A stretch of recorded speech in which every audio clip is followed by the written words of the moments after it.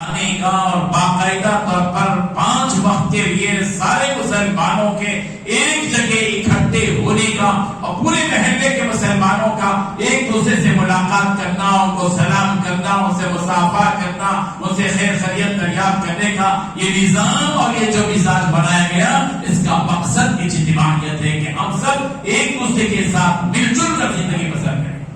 مسجد نبوی میں مدرسے کا نظام تھا، صفہ کا چبوترا رہا۔ مسجد کے اندر وہ سارے کام ہوتے تھے جو کام ایک مسلم معاشرے کے لیے ضروری ہے۔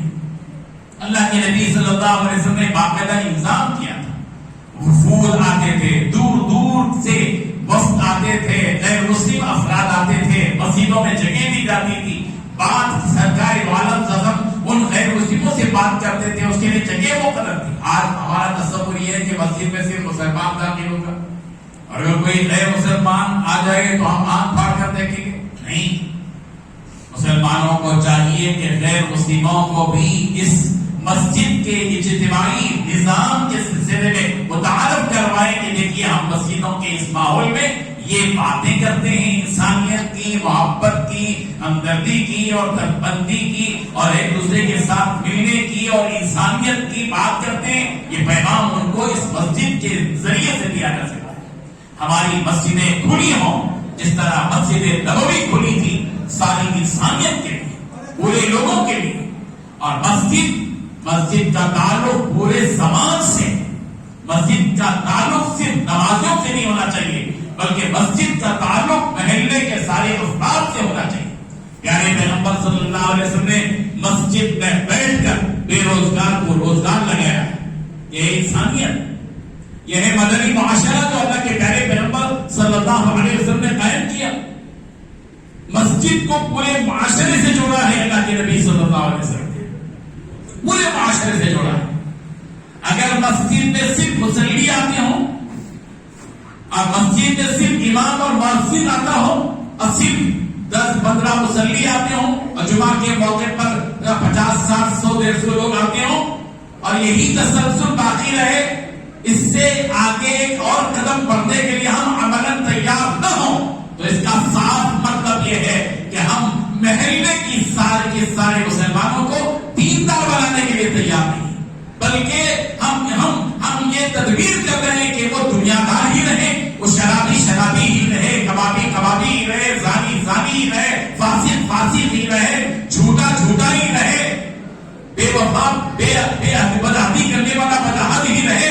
ہم کو اس سے کوئی سروکار نہیں، اس کا ہم سے کوئی لینا دینا نہیں ہے۔ ہماری مسجد کا تعلق صرف نمازی سے ہے۔ اگر یہ تسلسل باقی رہے گا تو دنیا کی اکثریت، ہمارے محلے کی اکثریت دنیا دار رہے گی، فاسق اور فاجر باقی رہ جائے گی، اب دیندار اور متقی بننے کے مواقع ختم ہو جائیں گے۔ اسی لیے اللہ کے نبی صلی اللہ علیہ وسلم نے مسجد کو ساری چیزوں سے جوڑا تھا۔ جہاد کی تیاری مسجد سے ہوئی، بیماروں کا علاج مسجد کے اندر ہوا، خیر ایک دوسرے کے خیر خبر لینے کے سلسلے مسجد کے اندر ہوئے۔ مسجد ہی کے اندر ایک بیت المال تھا، جس بیت المال میں ان لوگوں کی فہرست تھی جو اس محلے کے اندر بیمارے ہیں، مصیبت زدہ ہیں، مجبور لوگ ہیں، یتیم ہیں، ان کی فہرست تھی۔ آج ہم نے انسانی چیزوں کو چھوڑ دیا ہے۔ مسلمانوں کو چاہیے کہ مسلمان اپنی مسجدوں کے دروازے ہر ایک کے لیے کھلا رکھے۔ یہ جو مسجد کے امام ہیں وہ مسجدی امامہ نہیں ہے، مسجد کے امام نہیں ہے، وہ جو بھی مسجد کا امام بنے اس تصور کے ساتھ اور اس جذبہ صادق کے ساتھ امام بنے کہ میں للناس امامہ ہوں، لوگوں کا امام۔ قرآن مجید میں للناس امامہ کا لفظ استعمال کیا ہے، لوگوں کا امام۔ لوگوں سے کون برا؟ ناس میں کون داخل ہے؟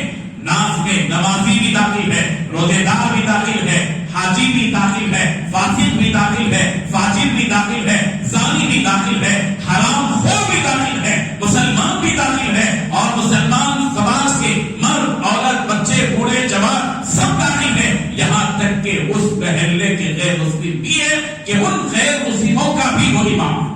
للناس امام، ناس کا مطلب کیا ہے؟ لوگ، ناس میں سب داخل ہیں۔ خیر لوگوں میں بہتر کون ہے؟ الناس وینفع الناس کہا گیا، لوگوں میں بہترین وہ ہے جو لوگوں کو نفع پہنچائے۔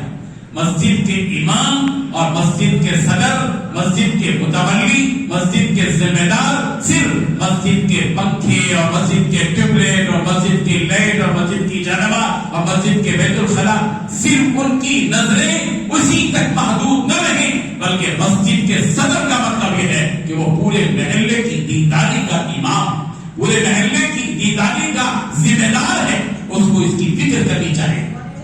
اور ملک کے موجودہ حالات تقاضا کر رہے ہیں، آواز دے رہے ہیں کہ اب تمہیں ایک دوسرے سے کٹ کر رہنے کا وقت نہیں ہے، بلکہ وقت آ چکا ہے کہ تم سارے کے سارے متحد ہو جاؤ اور اس مسجد کے ذریعے سے تم انسانیت کا پیغام دو۔ اسلام اور مسلمانوں سے کے سلسلے میں جو غلط فہمیاں بٹھائی جا رہی ہیں اور بٹھائی گئی ہیں، ان غلط فہمیوں کو دور کرنے کی ذمہ داری بھی مسجد کے امام اور مسجد کے ذمہ داران پر ہے۔ اس غلط فہمی کو دور کرنے کی کوشش کریں اور ان تمام کو مسجد سے قریب کرنے کی کوشش کریں جن کے ذہنوں میں غلط باتیں بٹھائی گئی۔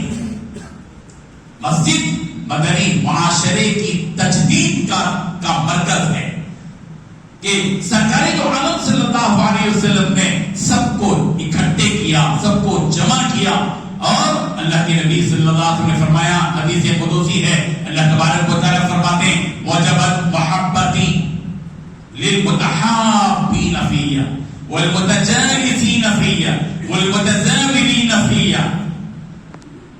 اللہ اکبر۔ اور پھر والمتبادلین فی، چار باتیں اللہ تعالیٰ نے بیان کی فرمائی۔ حدیث قدسی ہے، اللہ تعالیٰ کیا کہہ رہے ہیں؟ میری محبت واجب ہے کس پر؟ للمتحابین فی، جو میرے لیے آپس میں محبت کرتے ہیں۔ ہم سب ایک دوسرے سے محبت کرنے والے بن جائیں، یہ نہیں کہ صرف آزو بازو بیٹھ ایک دوسرے